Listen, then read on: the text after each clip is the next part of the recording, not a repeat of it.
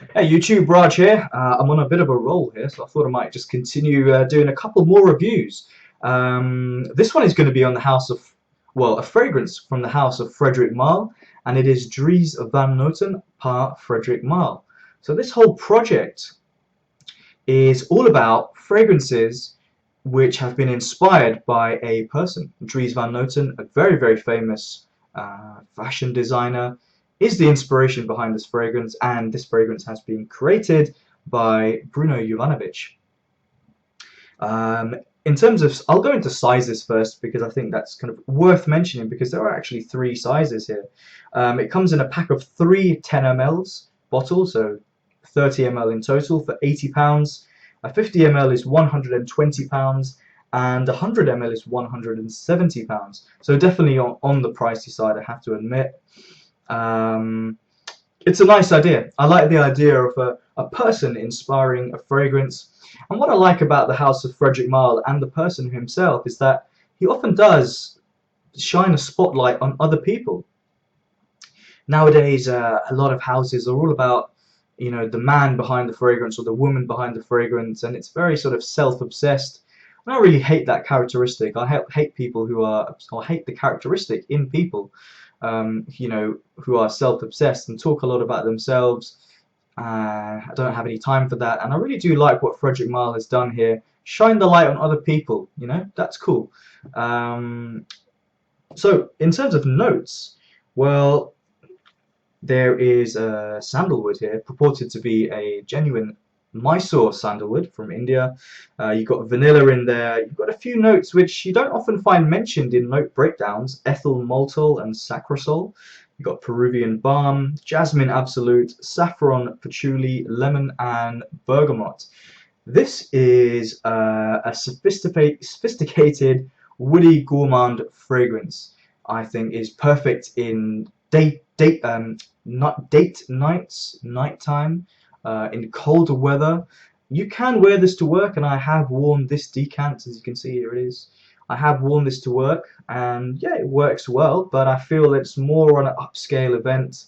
It's quite a linear scent, I do find. It lasts a really long time and definitely has packs a punch. You know, it definitely does jump off the skin, and if you spray too much of this, you and other people around you are going to have a headache.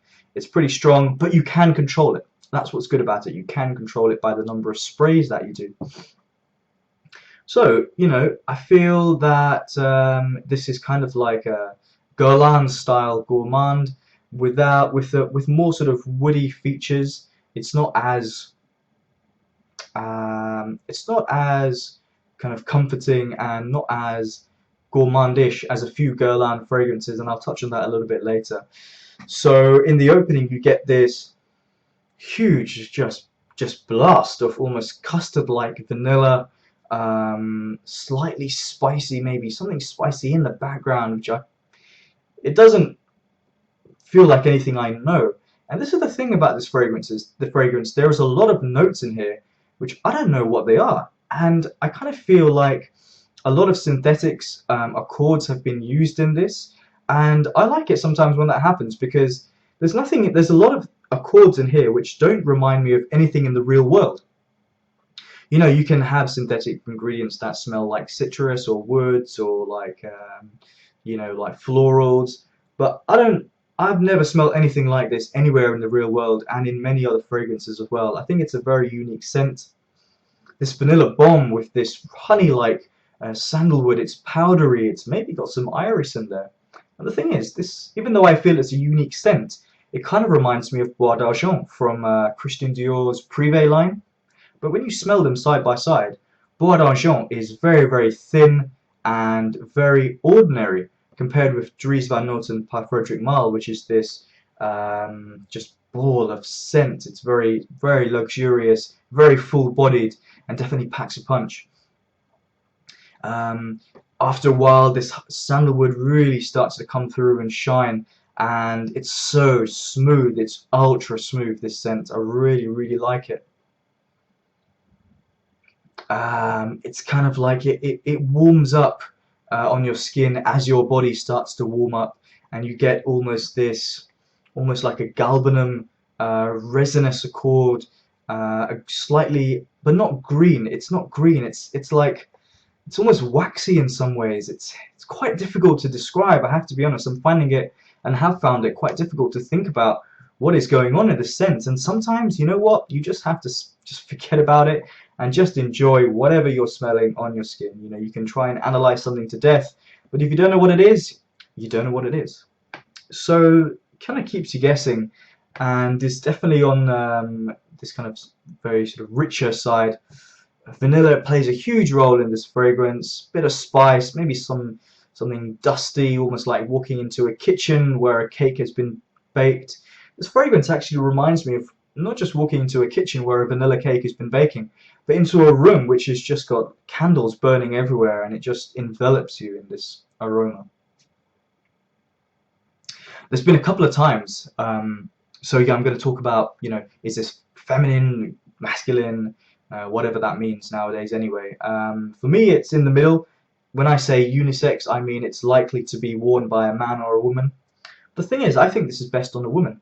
The reason I say that is because, you know, you rarely smell niche fragrances on other people. But on the train, a couple of times here in London, I swear I've smelt this fragrance on two different women. It could have been another fragrance which they were wearing, but it smelled so similar to this. It kind of made me feel like they were wearing this fragrance. I wouldn't be surprised. In central London, you do get that type of crowd, but it smelled amazing. And if you know, sometimes what I like women who take risks with their scents and are not afraid to push the boundaries with what they wear and don't always play it safe. This would be great, a really, really great choice, but equally great on a guy as well. Overall, my rating for this fragrance, I'm going to give it 8 out of 10. I don't know if I would buy it because I feel like I have better gourmands at my disposal and ones that I'd like to buy. I'm thinking of some Guerlain fragrances, Tonka Imperial, Spiritus Double Vanille, Gourmand Coquin, which I feel at 1270 from Frappan, which kind of do slightly different jobs, but I kind of prefer that style, to be honest. So I'm not sure whether I really would like to get a bottle of this, but it's very good. It's very good, I will say that, for sure.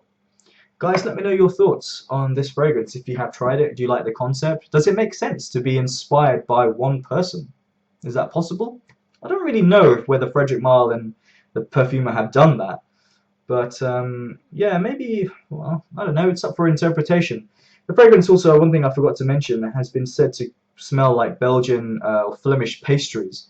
And yeah, I could see that. I could see that being in there. That's just one thing I wanted to comment on. Not something I really pick up on too much, but yeah, almost like a vanilla ice cream on top of warm pastries. Yeah, I could see that.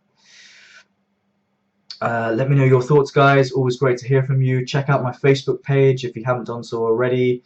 And yeah, see you soon. Bye.